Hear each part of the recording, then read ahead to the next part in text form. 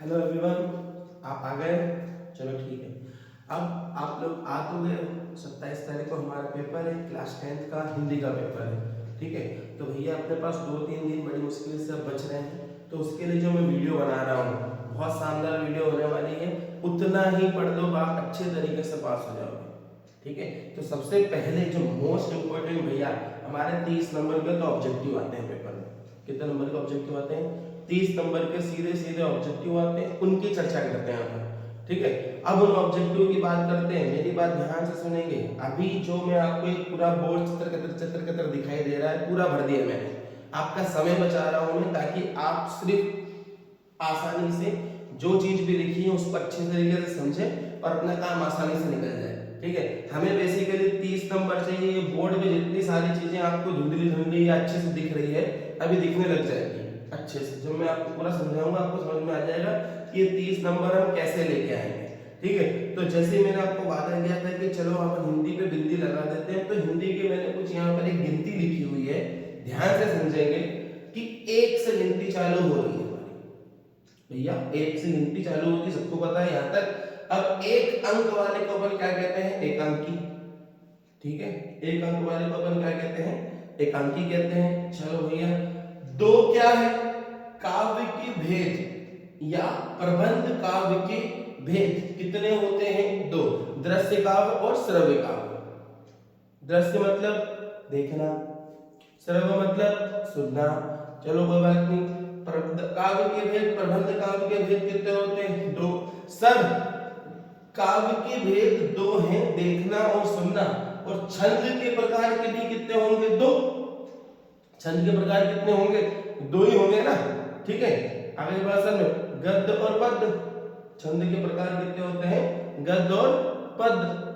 कोई बुराई वाली बात? ठीक है, अब इसको चेक कर लेना। कविताओं में हम छंद किस किस में आता है? एक कविता में आता है, एक कहानी में आता है।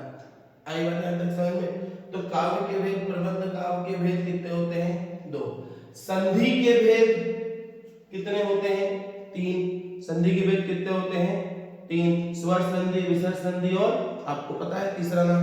ठीक है, संधि के भेद कितने होते हैं? 3। अब 3 और एक और चीज है, वाक्य के रचना के आधार पर भेद कितने होते हैं? 3। सरल वाक्य, संयुक्त वाक्य और मिश्रित वाक्य। सरल वाक्य, संयुक्त वाक्य और मिश्रित वाक्य। ठीक है, अब आ जाता है चौथे नंबर पे रस के अंग। रस, आम का रस, केले का रस, वो वाला रस नहीं। काव्य को पढ़ने और सुनने में जो हमें आनंद की अनुभूति होती है, उसे हम कहते हैं रस कहते हैं। बेटा क्या कहते हैं? रस कहते हैं। रस की परिभाषा इंपॉर्टेंट, मोस्ट इंपॉर्टेंट, ये जो सवाल है ये मोस्ट इंपॉर्टेंट सवाल है। रस के अंग। रस के अंग कितने होते हैं बेटा? 4 होते हैं। स्थायी भाव, विभाव, अनुभाव और संचारी भाव। हमें रस, जब भी हम बात आएगी तो रस के अंग कितने होते हैं? 4 होते हैं। रस कितने होते हैं वो आगे पढ़ेंगे कि रसों की संख्या कितनी है? 10 है। रस में मेन काम की चीज क्या है? उसका स्थायी भाव,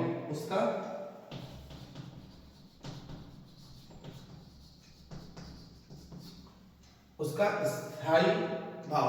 ठीक है, हर रस का हमें बेसिकली क्या पढ़ना पड़ेगा?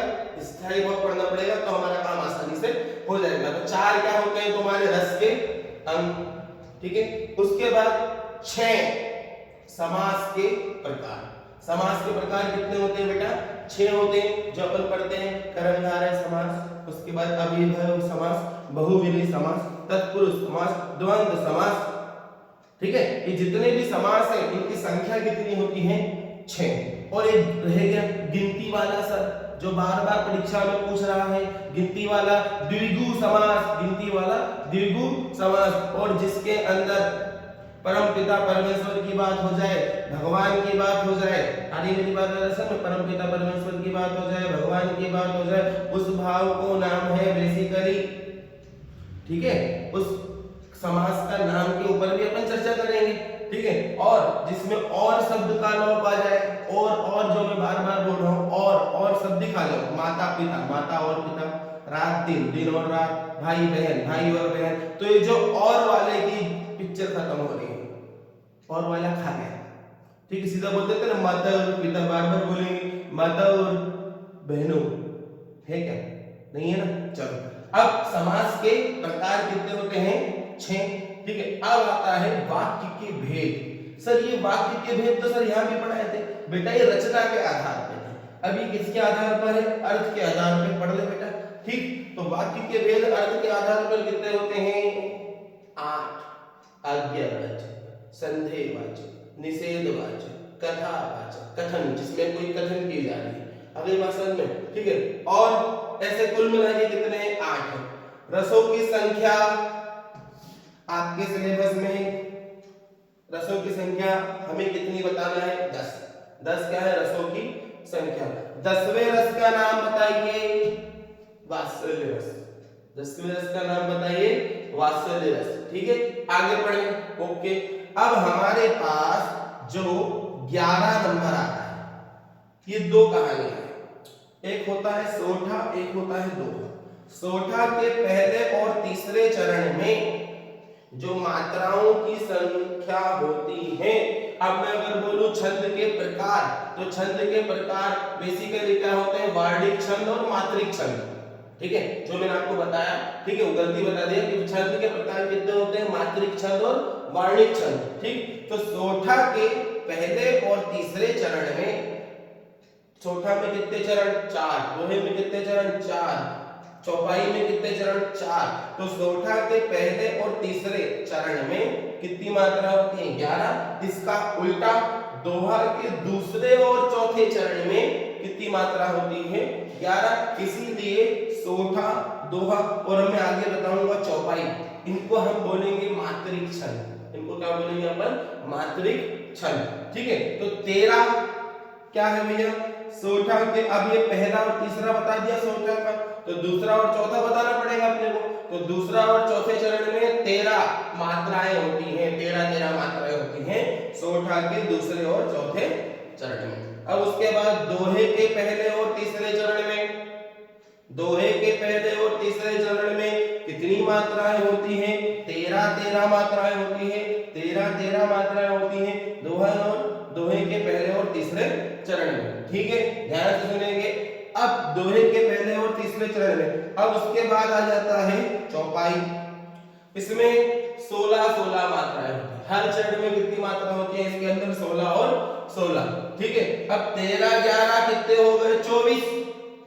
ऐसे सवाल पूछेगा नहीं, आज तक नहीं पूछा है, लेकिन 13 11 कितने हो गए, 24 हो गए, ठीक है। उधर मत ध्यान दें, इधर ध्यान दे दे, जो ये बता रहा हूं, एक मतलब एक अंक एकांकी, दो मतलब काव्य के भेद, प्रबंध काव्य के भेद, दो है छंद के प्रकार, अपने को पता है वार्णिक छंद और मात्रिक छंद, ठीक है, वो कहानी में भी आता है, वो कविता में भी आता है, ठीक। उसके बाद संधि के भेद कितने हैं, 3। वाक्य के रचना के आधार पर भेद कितने हैं, 3। रस के अंग कितने हैं, 4। स्थायी भाव सबके याद करना है अपने को, ठीक है। इस रस के अंग पता है अपने को, स्थायी भाव, अनुभाव, विभाव और संचारी भाव। समास के प्रकार कितने होते हैं, 6। वाक्य के भेद अर्थ के आधार पर कितने होते हैं, 8। रसों की संख्या कितनी होती है, 10। 10वें रस का नाम बताइए, बोल देंगे वात्सल्य, ठीक है। सोठा के पहले और तीसरे चरण में 11 मात्राएं, दोहा के दूसरे और चौथे चरण में 11 मात्राएं, ठीक। 11 रुपए दे दे सबको, अपन रहता ना 1111, 12100, वो 11 याद रखना, ऐसे याद रखना। तो सोठा के दूसरे और चौथे चरण में, दोहा के पहले और तीसरे चरण में, ये दोनों आपस में कैसे हैं, उल्टा। कौन, दोहा और सोठा, दोहा और सोठा, ये दोनों आपस में उल्टा। कौन, दोहा और सोठा। ऐसे याद कर लो। चौपाई 16 मात्राओं की क्या कहलाती है, आपकी चौपाई कहलाती है। ये गिनती अच्छी तरीके से याद कर लो, हर साल परीक्षा में 4 से 5 नंबर आप यहां से निकाल सकते हो वस्तुनिष्ठ के अंदर, ठीक है। आपको कुछ नहीं करना इस बोर्ड के ऊपर, अगर आप ढंग से पढ़ेंगे तो पिछले 3-4 साल के ऑब्जेक्टिव को मैं एक बोर्ड के ऊपर लाके रख दिया, ठीक है। तो ये बोर्ड 16 1 से लेकर 16 तक की गिनती, इसके अंदर खा गया सर 1 2 3 4 से ये 5 खा गया 6। अब ऐसे याद कर लेता था कि 2 4 6 8 10 के बाद 11 13 और 16। अब आ जाओ इधर, सूरदास बाबा ही है, 4 चीजें पूछना उसके बारे में। सूरदास किसको मानते थे, कृष्ण भगवान को। कृष्ण भगवान को मानते थे, जो जितना भी लिखते थे सूरदास वो कौन सी भाषा में लिखते थे, ब्रज भाषा में लिखते थे। ठीक है, तो सर ब्रज भाषा में उसने क्या क्या लिख लिया, एक तो सूरदास से सुरसागर लिख लिया, एक तो सूरदास से सुरसावली लिख ली। सर ये वल्लभाचार्य कौन थे, वल्लभाचार्य सूरदास के गुरु थे। अगर मैं उल्टा पूछ लूं कि भैया वल्लभाचार्य के शिष्य कौन थे, आप क्या बोल दोगे, सूरदास। तो सर ये चार ही बात आती है, वो चार बात आती है, चार तो पढ़ ले। तो सूरदास के किसको मानते थे, कृष्ण जी को। किसके उपासक थे, कृष्ण जी के। या सूरदास के आराध्य मतलब जिसको मानते थे वो कौन थे, कृष्ण थे। सूरदास कौन सी भाषा में लिखते थे, ब्रज भाषा में लिखते थे। ब्रज भाषा में क्या लिखा, सुरसागर लिख दिया और सुरसावली लिख दिया। सूरदास। सूरदास के गुरु का नाम क्या था, वल्लभाचार्य। ठीक है, आगे बढ़ो, सूरदास का भाई आ गया तुलसीदास, याद करने के लिए समझा रहा हूं, है ना। सूरदास के बाद क्या आ गया, तुलसीदास। तुलसीदास कौन सी भाषा में लिखते थे, संस्कृत भाषा में लिखते थे। तुलसीदास को राम जी पसंद थे। तुलसीदास को कौन पसंद थे, राम जी पसंद थे, मतलब राम के आराध्य थे, है ना, है ना। मतलब इनके आराध्य देव, तुलसीदास के आराध्य देव कौन थे, राम। राम भगवान को मानते थे। इन्होंने क्या लिखी, एक विनय पत्रिका भी लिखी है, वो भी कौन सी भाषा में लिखी होगी, संस्कृत भाषा में लिखी होगी। अगर ये राम को मानते थे तो इन्होंने एक चीज और लिखी जिसको बोलते हैं रामचरितमानस, जिसको अपन क्या बोलते हैं, रामचरितमानस। ठीक है, तो सूरदास कृष्ण को मानते थे, तुलसीदास राम जी को मानते थे, कि सूरदास कृष्ण को मानते थे, ब्रज भाषा में लिखते थे, क्या लिख दिया, सुरसागर लिख दिया और सुरसावली लिख दिया। वल्लभाचार्य उनके गुरु थे। ठीक है, ऐसे याद कर लेना, वल्लभाचार्य गुरु थे, क्या लिखा, सुरसागर लिख दिया और सुरसावली लिख दिया। अच्छा सर, तुलसीदास संस्कृत भाषा में लिखते थे, विनय पत्रिका लिखी उन्होंने, राम जी को मानते थे, तो साथ में क्या लिख दिया, रामचरितमानस लिख दी। आगे बढ़े, अब आ जाता है हमारा पाठ बाल गोविंद भगत। ठीक है, तो बाल गोविंद भगत भाई साहब किसको मानते थे, कबीर को मानते थे। बाल गोविंद भगत किसको मानते थे, कबीर को मानते थे, कबीर जी को मानते थे। ठीक है, अब आ जाओ भोलानाथ। भोलानाथ का असली नाम क्या था, तारकेश्वर नाथ। उसको काय का टीका लगाते थे, भभूत का टीका लगाते थे। ठीक है, अब उसके बाद वो कितनी गोलियां फेंकता था, आपको दिख रहा है एक संख्या 500। आई बात समझ में, आटे की कितनी गोलियां फेंकता था, 500 गोलियां फेंकता था। कहां फेंकता था, नदी में, नाले में, जंगल में, आंधी में, तूफान में, आपको सबको पता है। ठीक है, आगे बढ़ो, भोलानाथ का असली नाम क्या था, तारकेश्वर नाथ। भोलानाथ का असली नाम क्या था, तारकेश्वर नाथ। भैया मेरी बात ध्यान से सुन लेना, ये पूरे पे मैंने ऑब्जेक्टिव लाके रख दिए हैं, बार-बार याद करा तो 2-3 बार सुनते सुनते चले आना, कान में लगा के। चलो आज हम एक काम करते हैं, 15-20 मिनट का वीडियो बनेगा ये। ठीक है, भोलानाथ का असली नाम क्या था, तारकेश्वर नाथ। भोलानाथ किसका टीका लगाता था, भभूत का टीका लगाता था। कितनी गोलियां फेंकते थे भाई साहब, 500 गोलियां फेंकते थे। जो ऑब्जेक्टिव बार-बार पूछ रहे हैं वो लाके रखें, इनको तो पढ़ना ही है आपको। आगे नेताजी की मूर्ति, कौन से नेताजी, कौन से नेताजी, सुभाष चंद्र बोस की बात हो रही है यहाँ पर, वो थे हमारे असली नेताजी। आगे मेरी बात समझ में, तो नेताजी की मूर्ति कहाँ लगाई थी, नगर के चौराहे पर लगाई थी। किसने लगाई थी, प्रशासनिक अधिकारी ने लगाई थी, प्रशासनिक अधिकारी ने लगाई थी, प्रशासनिक अधिकारी ने लगाई थी। आगे भी तो बोलो, किसने बनाई थी, मोतीलाल ने बनाई थी। कितनी फुट की बनाई थी, 2 फुट की बनाई थी। उनका क्या टूट गया था, चश्मा टूट गया था। चश्मा खाने का कहानी आपको पूरी पता है। ठीक है, अब हम जो इसके बाद जब बोर्ड मिटा दूंगा फिर हम लिखेंगे इंपॉर्टेंट क्वेश्चंस और हमारा हिंदी का रिवीजन बहुत आसानी से हो जाएगा। ठीक है, अब ध्यान से देखिए कि नेताजी की मूर्ति प्रशासनिक अधिकारी ने लगवाई थी, नगर के चौराहे पे लगाई थी, मोतीलाल ने बनाई थी, 2 फुट की बनाई थी। किसकी मूर्ति बनाई थी, नेताजी की मूर्ति बनाई थी। आगे मेरी बात याद रख सकते, इतनी चीजें पाठ से बार-बार पूछी जा रही हैं।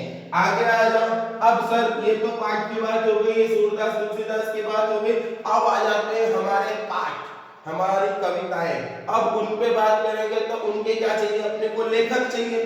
ठीक है, तो हमारे लिखने की कैसे थोड़ी दिख रहा है, कल से थोड़ी लिखा जा रहा है, परसों से थोड़ी लिखा जा रहा है, 10 साल पहले से थोड़ी लिखा जा रहा है, 20 साल पहले से थोड़ी लिखा जा रहा है, 1000 साल पहले से लिखा जा रहा है। तो उनको कालों में बांट दिया है ना। काल मतलब समय का एक दौर, समय का एक निश्चित सीमा है ना। तो हमारे पास कुछ कालों की हम अच्छे से चर्चा करेंगे। उसमें सबसे मेन इंपॉर्टेंट चीज अपन पढ़ रहे हैं, वो पढ़ रहे हैं प्रगतिवाद और रीतिकाल। दो चीज अपने को पढ़ना है। रीतिकाल इंपॉर्टेंट, मोस्ट इंपॉर्टेंट रीतिकाल है, ठीक है।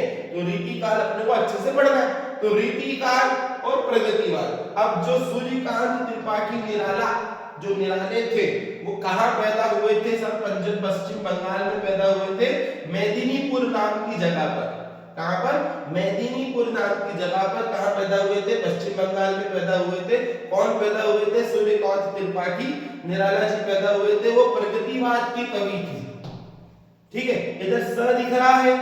अच्छा सर, प्रगतिवाद का एक और कविता के नाम बता दो कवि की, है ना। तो उसका नाम क्या है? सुमित्रा नंदन पंत। स से सुमित्रा नंदन पंत, स से सूर्य, सूर्य आ गया sir.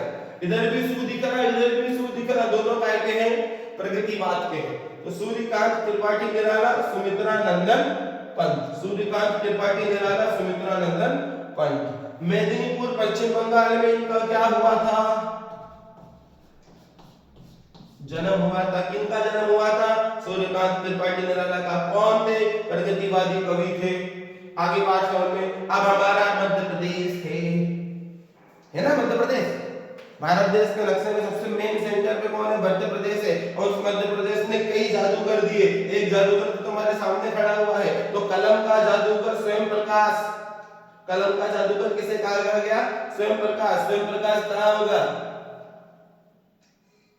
Cleanest city of India. स्वयं का कलम का जादूगर क्लीनेस्ट सिटी ऑफ इंडिया बोल लो। कलम का जादूगर स्वयं प्रकाश कहां पैदा हुआ? इंदौर में। तो लेखक स्वयं प्रकाश कहां पैदा हुए? इंदौर में। मध्य प्रदेश में वैसे जादूगर पैदा होते हैं। तो कलम का जादूगर स्वयं प्रकाश कहां पैदा हो गया? इंदौर में जन्म हुआ, ठीक है। आगे बढ़े। और लेखिका मन्नू भंडारी की मध्य प्रदेश में पैदा हुई है। जहां कहां पैदा हुई है?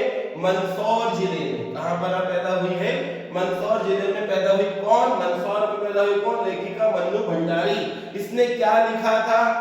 म से मनु, म से मधुरता से हमने हाथ जोड़े। तो सना सना हाथ जोड़ी मतलब किसने लिखी थी? किसने?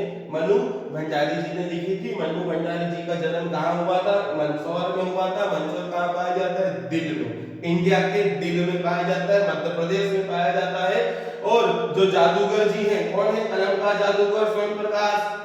कलम का जादूगर स्वयं प्रकाश कहां पाया जाता है? इंदौर में पाया जाता है। ओके, आगे बढ़ेंगे। लेखक स्वयं प्रकाश भी कहां पैदा हो गए? इंदौर में, ठीक है। लेखक स्वयं प्रकाश भी कहां पैदा हो गए? इंदौर में, ठीक है। लेखिका मनु भंडारी भी कहां पैदा हो गई? मंदसौर में। इंदौर, मंदसौर, इंदौर, मंदसौर कहां पाए जाते हैं? मध्य प्रदेश में पाए जाते। कलम का जादूगर कहां पाया जाता?